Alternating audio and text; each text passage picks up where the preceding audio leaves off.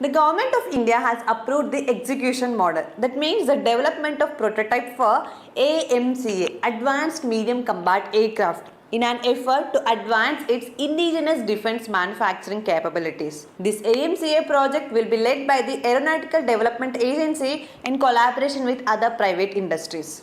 So what is this AMCA, Advanced Medium Combat Aircraft? Termed as India's answer to 5th generation air power. This AMCA is a 25-ton twin-engine jet having an internal fuel tank of 6.5-ton capacity.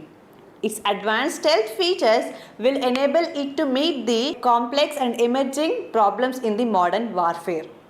This AMCA includes electronic pilot powered by the artificial intelligence for advanced decision making. It also includes net-centric warfare for real-time combat coordination and an internal weapon bay for a range of weapons. Additionally, this AMCA also has integrated vehicle health management for predictive maintenance. Furthermore, this AMCA will also aid in complex combat situations and also helps in seamless coordination with other unmanned aerial vehicles. So with this AMCA, India also joined the list of selected nations which have developed this 5th generation jet. Those are United States, China and Russia. Now, how soon will India get this AMCA?